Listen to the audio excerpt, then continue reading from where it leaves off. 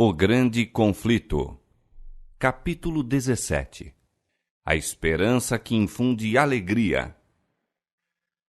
Uma das verdades mais solenes, e não obstante mais gloriosas, reveladas na Escritura Sagrada, é a da segunda vinda de Cristo para completar a grande obra da redenção. Ao povo de Deus, por tanto tempo a peregrinar em sua jornada na região e sombra da morte, é dada uma esperança preciosa e inspiradora de alegria na promessa do aparecimento daquele que é a ressurreição e a vida, a fim de levar de novo ao lar seus filhos exilados. A doutrina do segundo advento é verdadeiramente a nota tônica das Sagradas Escrituras. Desde o dia em que o primeiro par volveu os entristecidos passos para fora do Éden, os filhos da fé têm esperado a vinda do prometido para quebrar o poder do destruidor e de novo levá-los ao paraíso perdido. Santos homens de outrora aguardavam o advento do Messias em glória para a consumação de sua esperança. Enoque, apenas o sétimo da descendência dos que habitaram no Éden, e que na terra durante 3 séculos andou com Deus, teve permissão para contemplar de muito longe a vinda do Libertador. Eis que é vindo o Senhor, declarou ele, com milhares de seus santos para fazer juízo contra todos. Judas, versos 14 e 15. O patriarca Jó, na noite de sua aflição, exclamou com inabalável confiança: Eu sei que o meu Redentor vive e, por fim, se levantará sobre a terra. Ainda em minha carne verei a Deus. Vê-lo-ei por mim mesmo, e os meus olhos, e não outros, o verão. Jó, capítulo 19, versos 25 a 27. A vinda de Cristo para inaugurar o reino de justiça tem inspirado as mais sublimes e exaltadas declarações dos escritores sagrados. Os poetas e videntes da Bíblia dela trataram com palavras incendidas de fogo celestial. O salmista cantou do poder e majestade do Rei de Israel. Desde Sião, a perfeição da formosura, resplandeceu Deus. Virá o nosso Deus e não se calará. Chamará os céus do alto e a terra para julgar o seu povo. Salmos capítulo 50, versos 2 a 4. Alegrem-se os céus e regozije-se a terra ante a face do Senhor, porque vem a julgar a terra, julgará o mundo com justiça e os povos com a sua verdade. Salmo 96, versos 11 a 13. Disse o profeta Isaías: Despertai e exultai os que habitais no pó, porque o teu orvalho será como o orvalho das ervas, e a terra lançará de si os mortos. Os teus mortos viverão, os teus mortos ressuscitarão. Aniquilará a morte para sempre, e assim enxugará o Senhor Jeová as lágrimas de todos os rostos, e tirará o opróbrio do seu povo de toda a terra. Porque o Senhor o disse, e naquele dia se dirá: Eis que este é o nosso Deus a quem aguardávamos, e ele nos salvará. Este é o Senhor a quem aguardávamos. Na sua salvação gozaremos e nos alegraremos.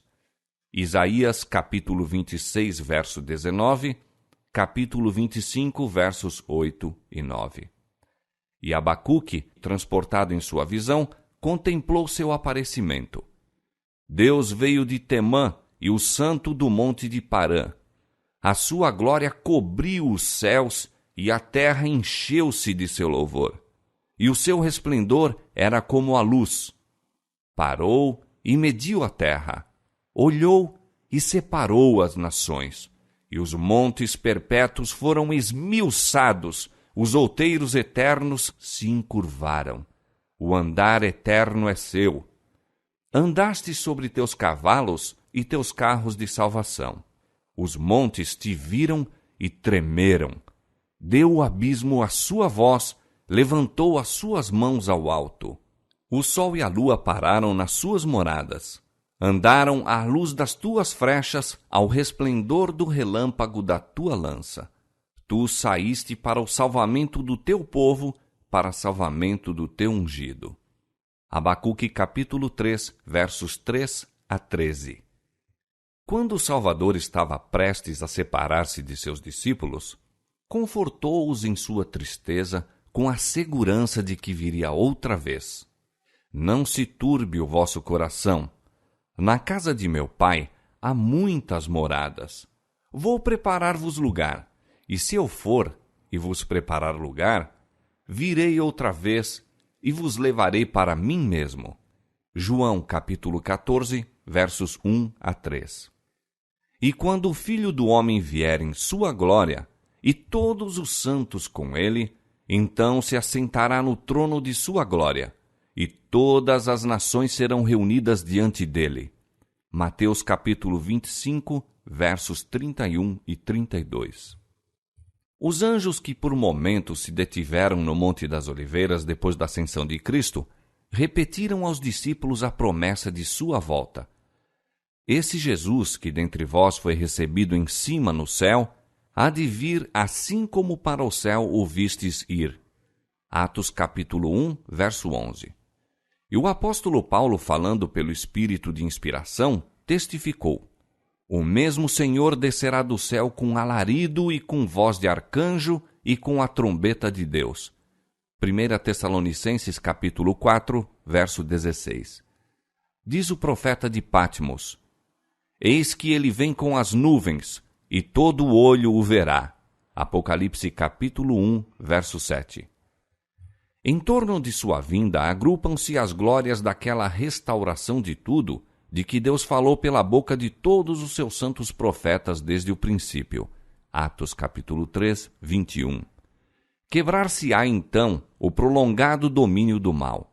Os reinos do mundo tornar-se-ão de nosso Senhor e de seu Cristo, e ele reinará para todo sempre.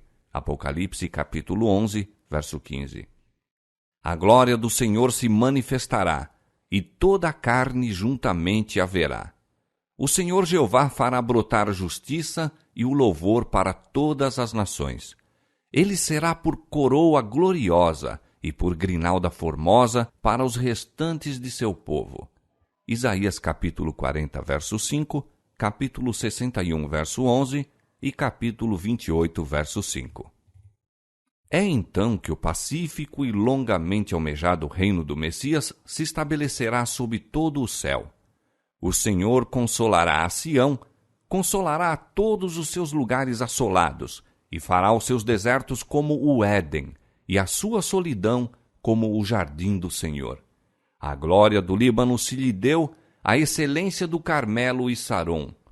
Nunca mais te chamarão desamparada, nem a tua terra se denominará jamais assolada, mas chamar-te-ão meu deleite, e a tua terra Beulá. Como o noivo se alegra da noiva, assim se alegrará de ti o teu Deus. Isaías capítulo 51, verso 3, capítulo 35, verso 2 e capítulo 62, verso 4 e 5. A vinda do Senhor tem sido em todos os séculos a esperança de seus verdadeiros seguidores. A última promessa do Salvador no Monte das Oliveiras, de que ele viria outra vez, iluminou o futuro a seus discípulos, encheu-lhes o coração de alegria e esperança que as tristezas não podem apagar nem as provações empanar. Em meio de sofrimento e perseguição, o aparecimento do grande Deus e nosso Salvador Jesus Cristo foi a bem-aventurada esperança. Quando os cristãos tessalonicenses estavam cheios de pesar ao sepultarem os seus queridos, que haviam esperado viver para testemunharem a vinda de Jesus, Paulo, seu instrutor, apontou-lhes a ressurreição a ocorrer por ocasião do advento do Salvador. Então os mortos em Cristo ressurgiriam e, juntamente com os vivos, seriam arrebatados para encontrar o Senhor nos ares. E assim, disse ele, estaremos sempre com o Senhor. Portanto, consolai-vos uns aos outros com estas palavras. 1 Tessalonicenses capítulo 4, versos 16 a 18. Na rochosa ilha de Patmos, o discípulo amado ouve a promessa: certamente cedo venho. E em sua anelante resposta, sintetiza a prece da Igreja em toda a sua peregrinação. Amém, ora vem, Senhor Jesus. Apocalipse capítulo 22, verso 20. Do calabouço, da tortura, da forca, onde santos e mártires testificaram da verdade, vem através dos séculos a voz de sua fé e esperança. Estando certos da ressurreição pessoal de Cristo e, por conseguinte, de sua própria, por ocasião da vinda de Jesus, diz um desses cristãos: desprezavam a morte e verificava-se estarem acima dela. Estavam dispostos a descer ao túmulo para que pudessem ressuscitar livres. Esperavam pelo Senhor a vir do céu, nas nuvens, com a glória de seu Pai, trazendo aos justos os tempos do reino. Os valdenses acariciavam a mesma fé. Wycliffe aguardava o aparecimento do Redentor como a esperança da Igreja. Lutero declarou: convenço-me, em verdade, de que o dia do juízo não está para além de 300 anos. Deus não quer, não pode suportar por muito tempo mais este ímpio mundo. Aproxima-se o grande dia em que se subverterá o rei da abominação. Este velho mundo não está longe de seu fim, disse Melanchthon. Calvino manda aos cristãos não hesitarem, desejando ardentemente o dia da vinda de Cristo como o mais auspicioso de todos os acontecimentos, e declara que a família inteira dos fiéis conservará em vista aquele dia. Devemos ter fome de Cristo, devemos buscá-lo, contemplá-lo. Diz ele, até a aurora daquele grande dia em que o nosso Senhor amplamente manifestará a glória do seu reino. Não levou o nosso Senhor Jesus nossa carne para o céu? Disse Knox, o reformador escocês. E não voltará ele? Sabemos que voltará, e isso dentro em breve. Ridley e Latimer, que depuseram a vida pela verdade, esperaram pela fé a vinda do Senhor. Ridley escreveu: o mundo, creio eu, portanto o digo, chegará sem dúvida ao fim. De coração, clamemos como João, o servo de Deus, a Cristo nosso Salvador. Vem, Senhor Jesus, vem. Os pensamentos que se relacionam com a vinda do Senhor, disse Baxter, são dulcíssimos e muito gozosos para mim. É a obra da fé e do caráter de seus santos amar seu aparecimento e aguardar o cumprimento da bem-aventurada esperança. Se a morte é o último inimigo a ser destruído na ressurreição, podemos saber quão fervorosamente deveriam os crentes anelar a segunda vinda de Cristo e por ela orar, sendo então que tal vitória ampla e final será alcançada. Este é o dia que todos os crentes devem almejar, esperar e aguardar como cumprimento de toda a obra de sua redenção e de todos os desejos e esforços de sua alma. Apressa ao Senhor este bem-aventurado dia. Esta foi a esperança da Igreja Apostólica, da Igreja no deserto e dos reformadores. A profecia não somente prediz a maneira e objetivo da vinda de Cristo, mas apresenta sinais pelos quais os homens podem saber quando a mesma está próxima. Disse Jesus: haverá sinais no sol, na lua e nas estrelas. Lucas capítulo 21, verso 25. O sol escurecerá, e a lua não dará sua luz, e as estrelas cairão do céu, e as forças que estão no céu serão abaladas. E então verão vir o Filho do Homem nas nuvens, com grande poder e glória. Marcos capítulo 13, versos 24 a 26. O profeta do Apocalipse assim descreve o primeiro dos sinais que precedem o segundo advento. Houve um grande tremor de terra, e o sol tornou-se negro como saco de cilício, e a lua tornou-se como sangue. Apocalipse capítulo 6, verso 12. Estes sinais foram testemunhados antes do início do século XIX.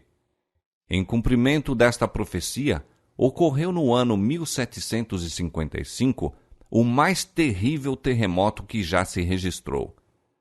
Posto que geralmente conhecido por terremoto de Lisboa, estendeu-se pela maior parte da Europa, África e América, Foi sentido na Groenlândia, nas Índias Ocidentais, na Ilha da Madeira, na Noruega e Suécia, Grã-Bretanha e Irlanda. Abrangeu uma extensão de mais de 10 milhões de quilômetros quadrados. Na África, o choque foi quase tão violento como na Europa. Grande parte da Argélia foi destruída e a pequena distância de Marrocos foi tragada uma aldeia de 8 ou 10 mil habitantes. Uma vasta onda varreu a costa da Espanha e da África, submergindo cidades e causando grande destruição. Foi na Espanha e Portugal que o choque atingiu a maior violência. Disse que em Cádiz a ressaca alcançou a altura de 20 metros. Montanhas, algumas das maiores de Portugal, foram impetuosamente sacudidas, como que até os fundamentos, e algumas delas se abriram nos cumes, os quais se partiram e rasgaram de modo maravilhoso, sendo delas arrojadas imensas massas para os vales adjacentes. Disse terem saído chamas dessas montanhas. Em Lisboa, um som como de trovão foi ouvido sob o solo e imediatamente depois, violento choque derribou a maior parte da cidade. No lapso de mais ou menos 6 minutos, pereceram 60 mil pessoas. O mar a princípio se retirou, deixando seca a barra. Voltou então, levantando-se 12 metros ou mais acima de seu nível comum. Entre outros acontecimentos extraordinários que se refere terem ocorrido em Lisboa durante a catástrofe, esteve o sossobro do novo cais construído inteiramente de mármore, com vultosa despesa. Grande número de pessoas ali se ajuntara em busca de segurança, sendo um local em que poderiam estar fora do alcance das ruínas que tombavam. Subitamente, porém, o cais afundou com todo o povo sobre ele e nenhum dos cadáveres jamais flutuou na superfície. O choque do terremoto foi instantaneamente seguido da queda de todas as igrejas e conventos, de quase todos os grandes edifícios públicos e de mais da 1/4 das casas. 2 horas depois, aproximadamente, irromperam incêndios em diferentes quarteirões e com tal violência se alastraram pelo espaço de quase 3 dias que a cidade ficou completamente desolada. O terremoto ocorreu num dia santo, em que as igrejas e conventos estavam repletos de gente, muito pouca da qual escapou. O terror do povo foi indescritível. Ninguém chorava.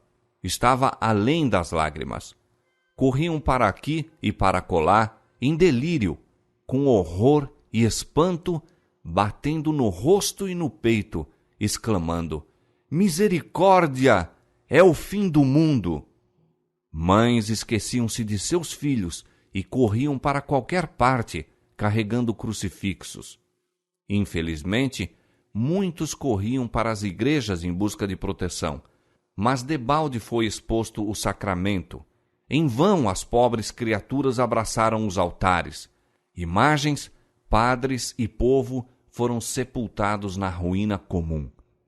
Calculou-se que 90 mil pessoas perderam a vida naquele dia fatal. 25 anos mais tarde apareceu o sinal seguinte mencionado na profecia: o escurecimento do sol e da lua. O que tornou isto mais surpreendente foi o fato de que o tempo de seu acontecimento fora definidamente indicado. Na palestra do Salvador com seus discípulos no Monte das Oliveiras, depois de descrever o longo período de provação da Igreja, os 1260 anos da perseguição papal, relativamente aos quais prometera a ele ser abreviada a tribulação, mencionou Jesus certos acontecimentos que precederiam sua vinda e fixou o tempo em que o primeiro destes deveria ser testemunhado. Naqueles dias, depois daquela aflição, o sol se escurecerá e a lua não dará a sua luz. Marcos capítulo 13, verso 24. Os 1260 dias, ou anos, terminaram em 1798. 1/4 de século antes, a perseguição tinha cessado quase inteiramente. Em seguida a esta perseguição, segundo as palavras de Cristo, o sol deveria escurecer-se. A 19 de maio de 1780, cumpriu-se esta profecia. Único ou quase único em sua espécie pelo misterioso e até agora inexplicado fenômeno que nele se verificou, foi o dia escuro de 19 de maio de 1780, de inexplicável escuridão que cobriu todo o céu e a atmosfera visíveis em Nova Inglaterra. Uma testemunha ocular que vivia em Massachusetts, nestes termos descreve o acontecimento. Pela manhã surgiu claro o sol, mas logo se ocultou. As nuvens se tornaram sombrias, e delas negras e ameaçadoras como logo se mostraram, chamejavam relâmpagos, ribombavam trovões, caindo leve aguaceiro. Por volta das 9 horas, as nuvens se tornaram mais finas, tomando uma aparência bronzeada ou acobreada, e a terra, pedras, árvores, edifícios, água e as pessoas tinham aspecto diferente por causa dessa estranha luz sobrenatural. Alguns minutos mais tarde, pesada nuvem negra se espalhou por todo o céu, exceto numa estreita orla do horizonte, e ficou tão escuro como usualmente às 9 horas de uma noite de verão. Temor, ansiedade e pavor encheram gradualmente o espírito do povo. Mulheres ficaram à porta olhando para a negra paisagem. Os homens voltavam de seus labores nos campos. O carpinteiro deixava suas ferramentas, o ferreiro a forja, o negociante o balcão. As aulas eram suspensas e as crianças, tremendo, fugiam para casa. Os viajantes acolhiam-se à fazenda mais próxima. O que será? Inquiriam todos os lábios e corações. Dir-se-ia que um furacão estivesse prestes a precipitar-se sobre o país, ou fosse o dia da consumação de todas as coisas. Acenderam-se velas, e o fogo na lareira brilhava tanto como em noite de outono sem luar. As aves retiravam-se para os puleiros e iam dormir. O gado ajuntava-se no estábulo e berrava. As rãs coachavam, os pássaros entoavam seus gorjeios vespertinos e os morcegos voavam em derredor. Mas os seres humanos sabiam que não era vinda a noite. O Dr. Nathanael Whittaker, pastor da Igreja do Tabernáculo em Salem, dirigia serviços religiosos na casa de culto e pregava um sermão no qual sustentou que as trevas eram sobrenaturais. Reuniram-se congregações em muitos outros lugares. Os textos para esses sermões extemporâneos eram invariavelmente os que pareciam indicar as trevas de acordo com a profecia bíblica. As trevas foram densíssimas logo depois das 11 horas. Na maioria dos lugares do país foram tão grandes durante o dia que as pessoas não podiam dizer a hora, quer pelo relógio de bolso, quer pelo de parede, nem jantar, nem efetuar suas obrigações domésticas sem a luz de velas. A extensão dessas trevas foi extraordinária. Observavam-se na parte oriental até Falmouth. Para o oeste, atingiram a parte mais remota de Connecticut e Albany. Para o sul foram observadas ao longo das costas e ao norte até onde se estende a colonização americana. Seguiu-se as intensas trevas daquele dia, 1 ou 2 horas antes da noite, um céu parcialmente claro, e apareceu o sol, posto que ainda obscurecido por negro e pesado nevoeiro. Depois do pôr do sol, as nuvens novamente subiram e escureceu muito rapidamente. Tampouco foram as trevas da noite menos incomuns e aterrorizadoras do que as do dia. Não obstante haver quase lua cheia, nenhum objeto se distinguia a não ser com o auxílio de alguma luz artificial que, quando vista das casas vizinhas e de outros lugares a certa distância, aparecia através de uma espécie de trevas egípcias que se afiguravam quase impermeáveis aos raios. Disse uma testemunha ocular daquela cena: não pude senão concluir naquela ocasião que, se todos os corpos luminosos do universo tivessem sido envoltos em sombras impenetráveis ou arrancados da existência, as trevas não teriam sido mais completas. Posto que às 9 horas daquele dia a lua surgisse cheia, não produziu o mínimo efeito em relação àquelas sombras sepulcrais. Depois de meia-noite, as trevas se desvaneceram e a lua, ao tornar-se visível, tinha a aparência de sangue. O dia 19 de maio de 1780 figura na história como o Dia Escuro. Desde o tempo de Moisés, nenhum período de trevas de igual densidade, extensão e duração já se registrou. A descrição deste acontecimento, como a dá uma testemunha ocular, não é senão um eco das palavras do Senhor registradas pelo profeta Joel 2.500 anos antes de seu cumprimento. O sol se converterá em trevas e a lua em sangue antes que venha o grande e terrível dia do Senhor. Joel capítulo 2, verso 31. Cristo ordenara a seu povo que atendesse aos sinais de seu advento e que se regozijasse ao contemplar os indícios de seu vindouro rei. Quando estas coisas começarem a acontecer, disse ele, olhai para cima e levantai as vossas cabeças, porque a vossa redenção está próxima.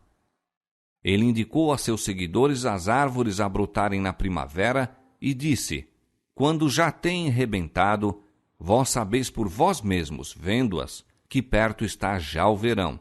Assim também vós, quando virdes acontecer estas coisas, sabei que o reino de Deus está perto.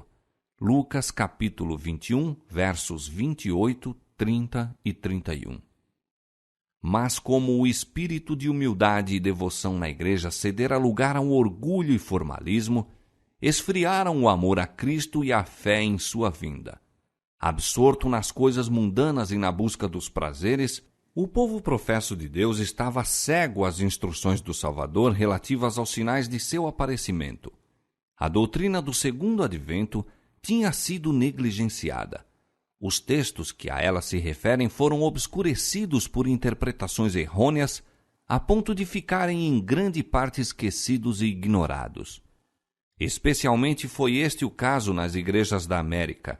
A liberdade e conforto desfrutados por todas as classes da sociedade, o ambicioso desejo de haveres e luxo, de onde vem o absorvente empenho de adquirir dinheiro, a ansiosa procura de popularidade e poderio, que pareciam estar ao alcance de todos, levavam os homens a centralizar seus interesses e esperanças nas coisas desta vida, afastando ao futuro longínquo o dia solene em que passaria a presente ordem de coisas. Quando o Salvador indicou a seus seguidores os sinais de sua volta, predisse o estado de apostasia que havia de existir precisamente antes de seu segundo advento. Haveria, como nos dias de Noé, a atividade e a agitação das ocupações mundanas e da procura de prazeres, comprar, vender, plantar, edificar, casar, dar-se em casamento, com o olvido de Deus e da vida futura. Para os que viverem nesse tempo, a advertência de Cristo é: olhai por vós, não aconteça que os vossos corações se carreguem de glutonaria, de embriaguez e dos cuidados da vida, e venha sobre vós de improviso aquele dia. Vigiai, pois, em todo o tempo, orando, para que sejais havidos por dignos de evitar todas estas coisas que hão de acontecer e estar em pé diante do Filho do Homem. Lucas capítulo 21, versos 34 e 36. A condição da igreja neste tempo é indicada nas palavras do Salvador em Apocalipse. Tens nome de que vives e estás morto. E aos que se recusam despertar de seu cuidadoso sentimento de segurança, é dirigido este aviso solene: se não vigiares, virei a ti como um ladrão, e não saberás a que hora sobre ti virei. Apocalipse capítulo 3, verso 1 e 3. Era necessário que os homens fossem advertidos do perigo, que se despertassem a fim de preparar-se para os acontecimentos solenes ligados ao final do tempo da graça. Declara o profeta de Deus: o dia do Senhor é grande e muito terrível, e quem o poderá sofrer? Quem estará em pé quando aparecer aquele que é tão puro de olhos que não pode ver o mal e não pode contemplar a vexação? Joel capítulo 2, verso 11, Abacuque capítulo 1, verso 13. Para os que clamam: Deus meu, nós te conhecemos, e não obstante têm traspassado seu concerto e se apressaram após outros deuses, ocultando a iniquidade no coração e amando os caminhos da injustiça, Para esses o dia do Senhor são trevas e não luz, completa escuridade, sem nenhum resplendor. Amós capítulo 5, verso 20. E há de ser que naquele tempo, diz o Senhor, esquadrinharei a Jerusalém com lanternas e castigarei os homens que estão assentados sobre as suas fezes, que dizem no seu coração: o Senhor não faz bem nem mal. Sofonias capítulo 1, verso 12. Visitarei sobre o mundo a maldade e sobre os ímpios a sua iniquidade, e farei cessar a arrogância dos atrevidos e abaterei a soberba dos tiranos. Isaías capítulo 13, verso 11. Nem a sua prata nem o seu ouro os poderá livrar. Será saqueada a sua fazenda e assoladas as suas casas. Sofonias capítulo 1, versos 18 e 13. O profeta Jeremias, prevendo esse tempo terrível, exclamou: estou ferido no meu coração. Não posso calar, porque tu, ó minha alma, ouviste o som da trombeta e o alarido da guerra. Quebranto sobre quebranto se apregoa. Jeremias capítulo 4, verso 19 e 20. Aquele dia é um dia de indignação, dia de angústia e de ânsia, dia de alvoroço e desolação, dia de trevas e de escuridão, dia de nuvens e de densas trevas, dia de trombeta e de alarido. Sofonias capítulo 1, versos 15 e 16. Eis que o dia do Senhor vem, para pôr a terra em assolação e destruir os pecadores dela. Isaías capítulo 13, verso 9. Ante a perspectiva desse grande dia, a palavra de Deus, com expressões as mais solenes e impressivas, apela para seu povo a fim de que desperte da letargia espiritual e busque sua face com arrependimento e humilhação. Tocai a buzina em Sião e clamai em alta voz no monte da minha santidade. Perturbem-se todos os moradores da terra, porque o dia do Senhor vem, ele está perto. Santificai um jejum, proclamai um dia de proibição. Congregai o povo, santificai a congregação, ajuntai os anciãos, congregai os filhinhos. Saia o noivo da sua recâmara e a noiva do seu tálamo. Chorem os sacerdotes, ministros do Senhor, entre o alpendre e o altar. Convertei-vos a mim de todo o vosso coração, e isso com jejuns e com choro e com pranto.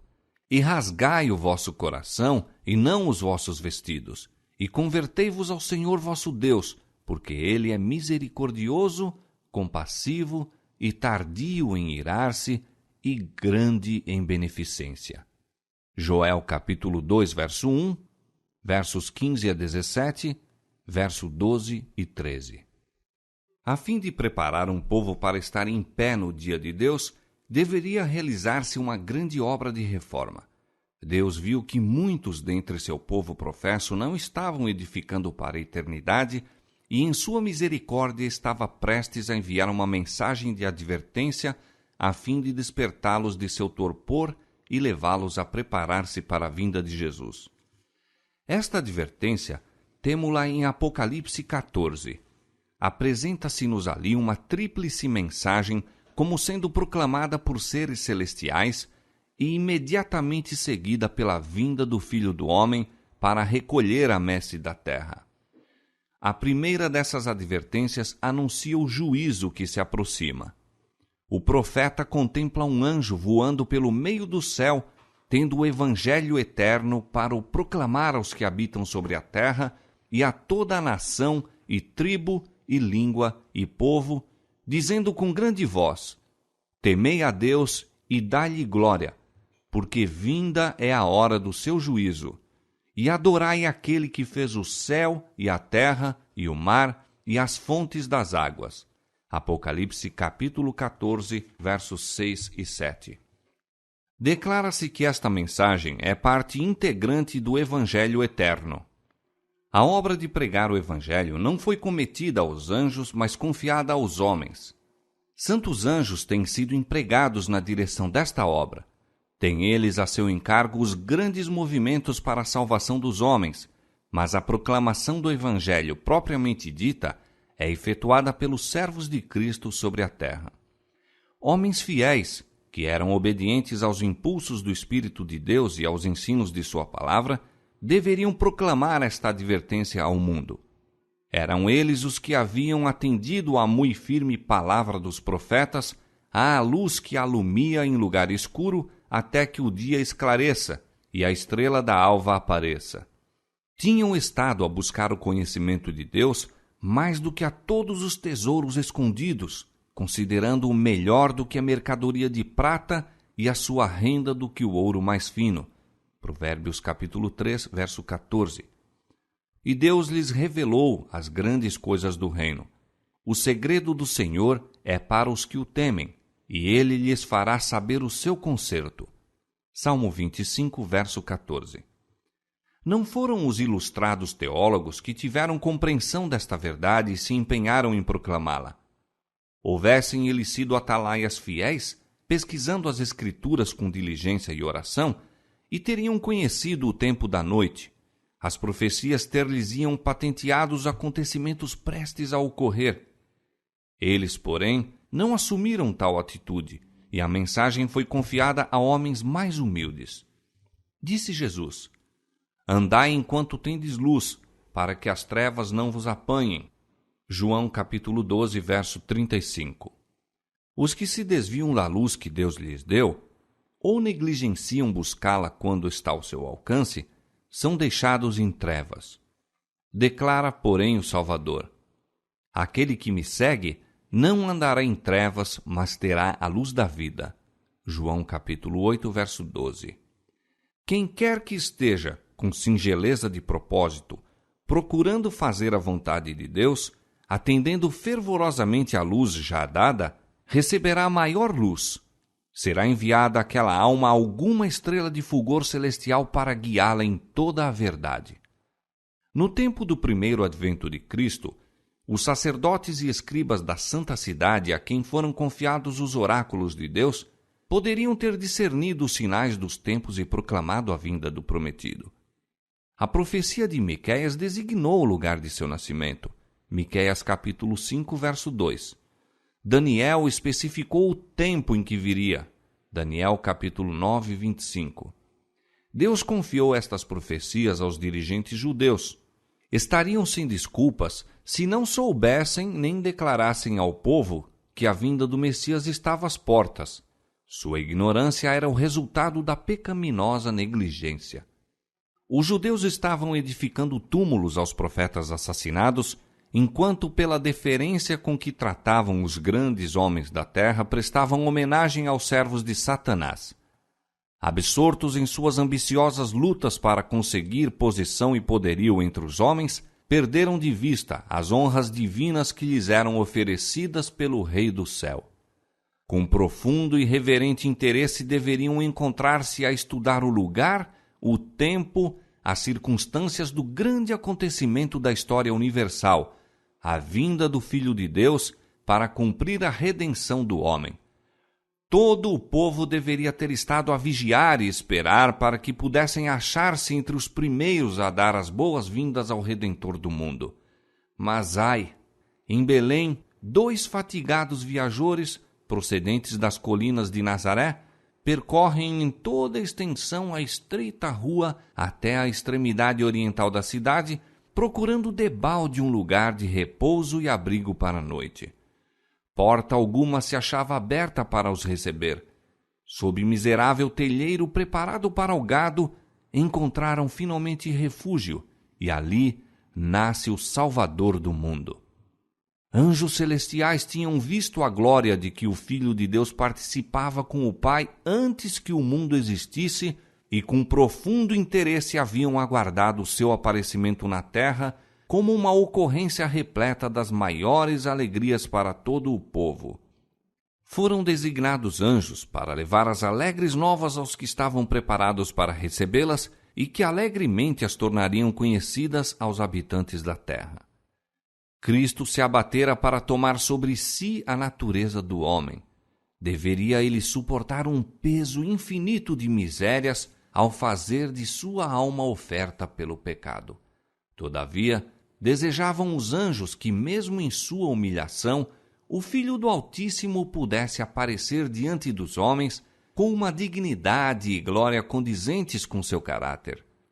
Congregar-se-iam os grandes homens da terra na capital de Israel para saudar a sua vinda?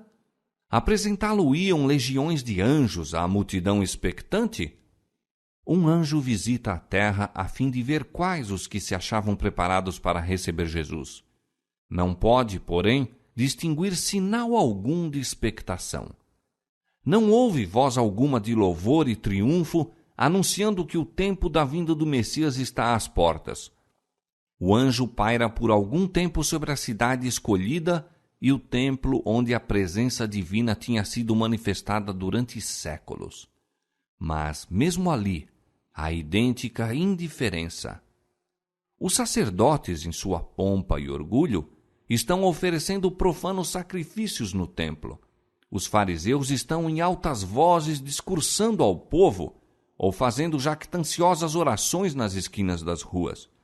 Nos palácios dos reis, nas assembleias dos filósofos, nas escolas dos rabis, todos, de igual maneira, se acham inconscientes do maravilhoso fato que encheu todo o céu de alegria e louvor. O fato de que o Redentor dos homens está prestes a aparecer na terra. Evidência alguma há de que Cristo seja esperado, e nenhuns preparativos para o príncipe da vida. Com espanto, está o mensageiro celestial prestes a voltar para o céu com a desonrosa notícia quando descobre alguns pastores que à noite vigiam seus rebanhos e, mirando o céu bordado de estrelas, meditam na profecia do Messias a vir à terra, anelando o advento do Redentor do mundo. Ali se encontra um grupo que está preparado para receber a mensagem celestial. E subitamente o anjo do Senhor aparece anunciando as boas novas de grande alegria. A glória celestial inunda a planície toda.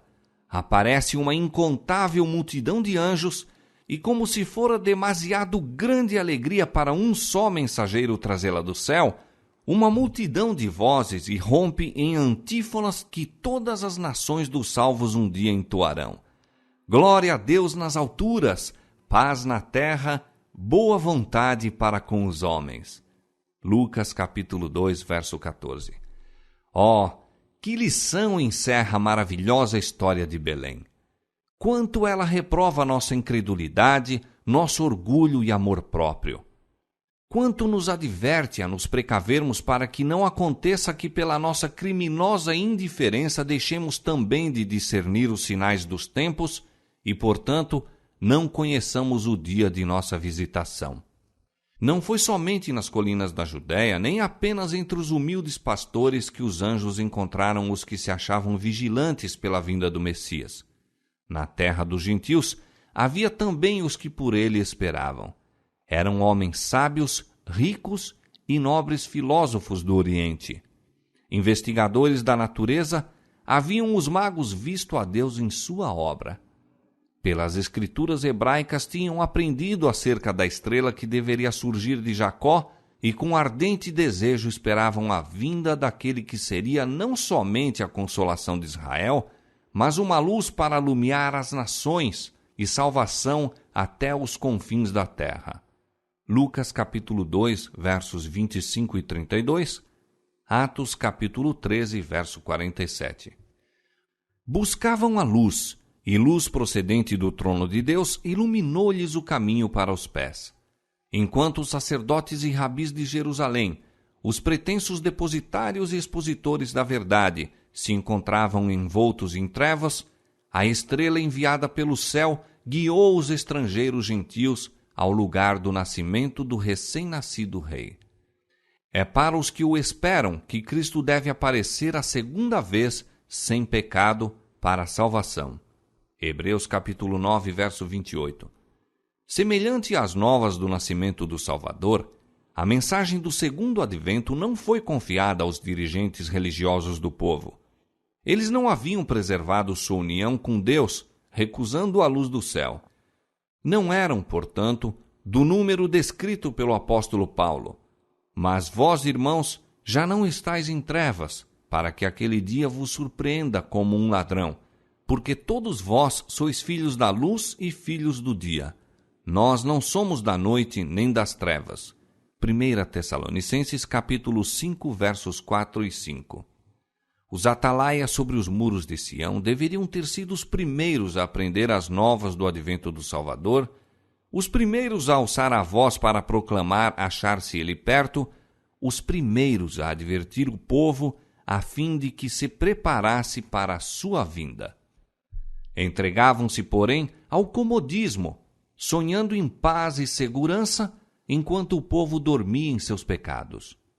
Jesus viu a sua igreja semelhando a figueira estéril, coberta de pretensiosas folhas e, no entanto, destituída do precioso fruto. Notava-se alardeada observância das formas da religião, enquanto faltava o espírito da verdadeira humildade, arrependimento e fé, o que unicamente poderia tornar aceitável o culto a Deus. Em vez das graças do Espírito, havia manifesto orgulho, formalismo, vanglória, egoísmo, opressão. Uma igreja apostatada fechava os olhos aos sinais dos tempos.